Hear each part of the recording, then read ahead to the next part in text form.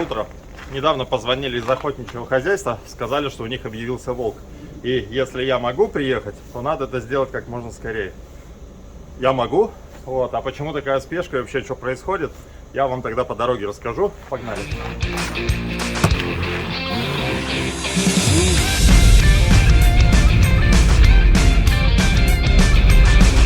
Итак, в моем любимом охотхозяйстве Ладойнопольского района при подготовке загона на лося были обнаружены свежие следы волка.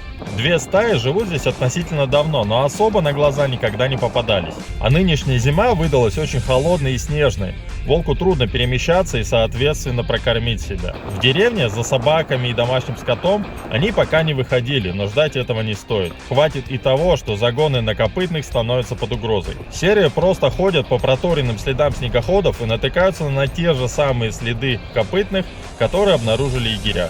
И пока они не наделали бед или не ушли на новый круг в поисках еды, мы планируем ударно посидеть на лабазах. Холод такой, что от перепада температур внутри и снаружи маленькая точка на лобовухе стала большой трещиной и продолжает ползти прямо на ваших глазах.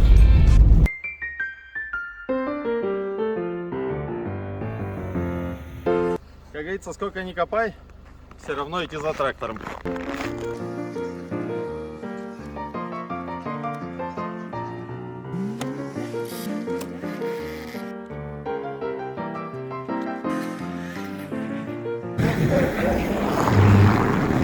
Я все-таки доехал.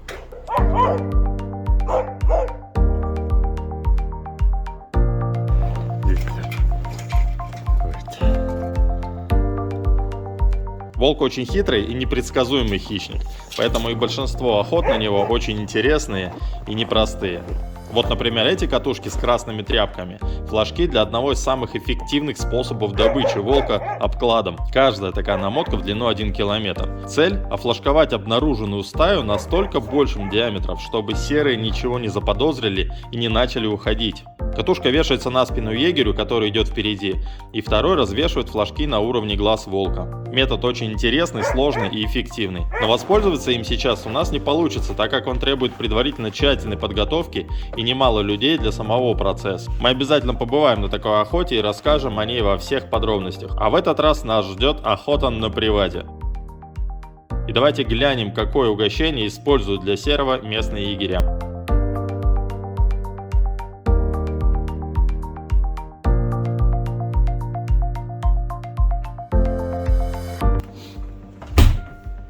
Вот так выглядит одно из самых, наверное, любимых волчьих лакомств – бобер. А вообще для привада могут использовать что угодно. Шкуры, какие-то куски, там, кости с мясом или еще, чтобы что-то можно было погрызть и был запах. Но бобер считается прям деликатесом, на который волки идут особенно охотно.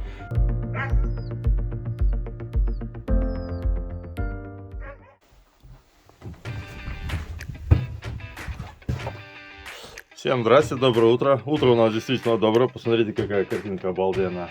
Вчера мы приехали на базу, сегодня мы поедем на приваду, как и говорили, проверим, на месте ли предыдущий бобер.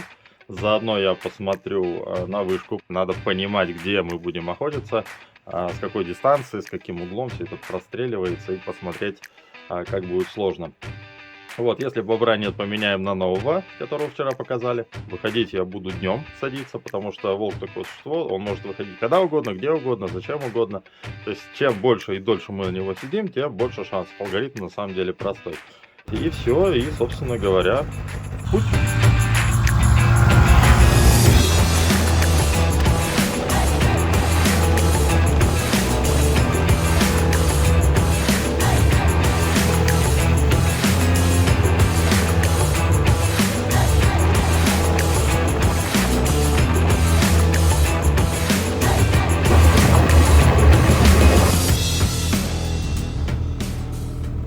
Мы нашли следы, очень интересно, снега по колено, но чего не сделаешь ради искусства. Вот хорошо читаемый след волка.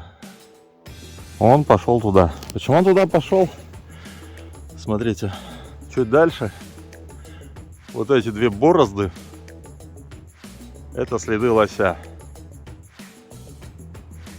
То есть здесь прошел лось, а за ним уже следом пришел волк. То есть волк торопил лося и прошел здесь.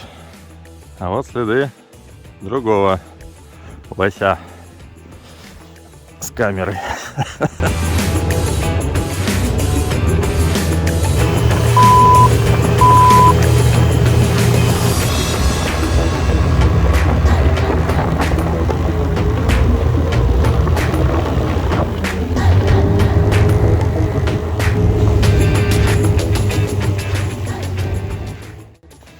Вот этот центральный кол березовый, и есть основа для привода. Именно на нее и посажена тушка бобра.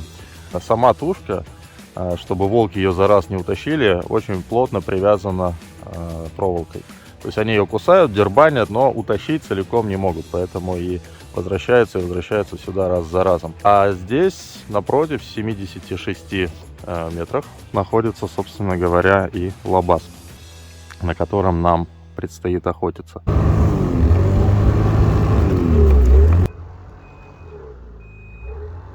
К вопросу, насколько звери чувствуют следы человеческие, лучше в принципе не вставать на землю, поэтому мы с снегохода прямо шагаем на ступеньки лабаза. Сейчас поднимемся наверх и посмотрим, что нам предстоит на охоте делать. Вот такое окно, стеклопакет. Удобная скамейка, пенки. Вот такой стеклопакет. Очень удобно. Вот там мы с вами только что были. Там находится приманка в виде бобра для волков. Очень хорошо простреливается. Так как здесь достаточно холодно, я приготовил специальные вещи, специальный пакет зимний для таких охот. Мы вернемся на базу. Я вам это продемонстрирую, что лично я для таких охот использую.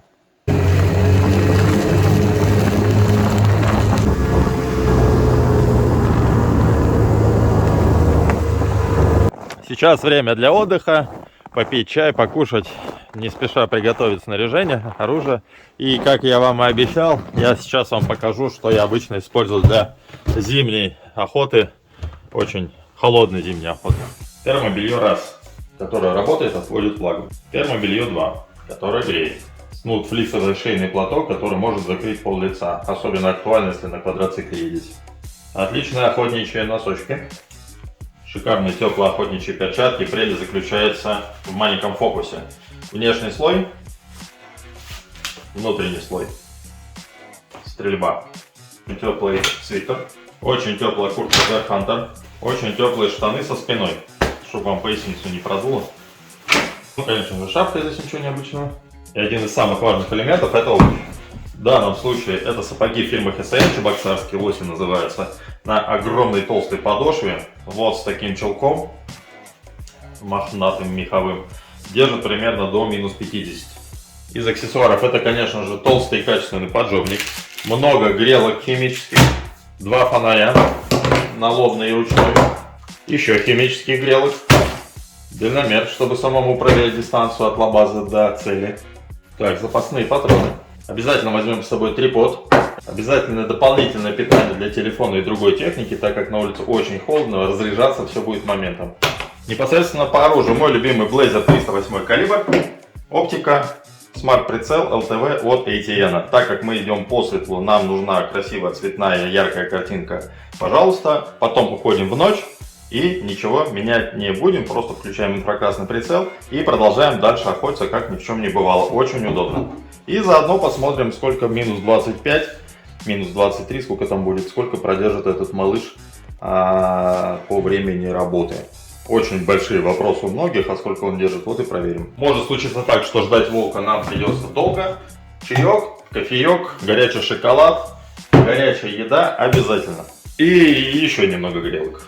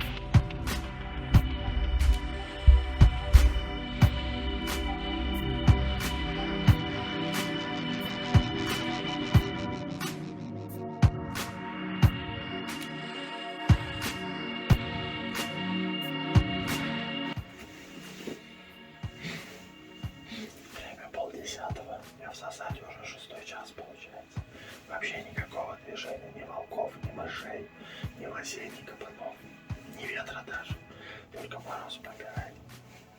Но я знал, на что я иду. У меня сегодня не просто охота, а очень важная задача. Поэтому буду сидеть до конца, докуда меня хватит. Надеюсь, мне повезет.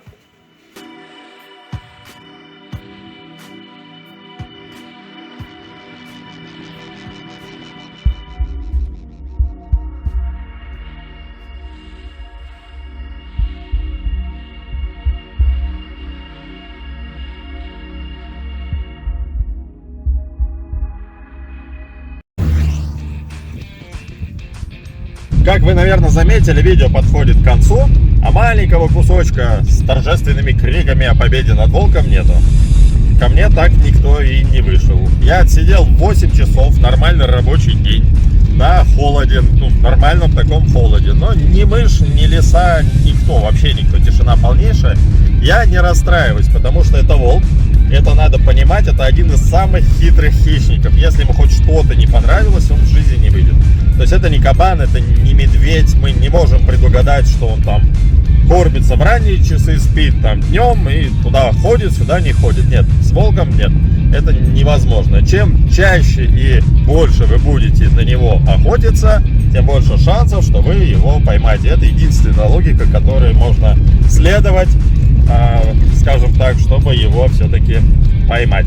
Поэтому спасибо вам огромное, что смотрели. Мне безумно понравилось узнавать самому и делиться с вами какими-то тонкостями и нюансами, как вообще устроено, скажем так, это приват. А волка мы, естественно, как бы в следующих выпусках поймаем. И, кстати, подписывайтесь на канал, поставьте колокольчик, чтобы не пропустить следующий. Возможно, следующий будет и как раз результативный. Видели, как мы на этот выпуск собрались? Просто встали и уехали раз, и произошла охота.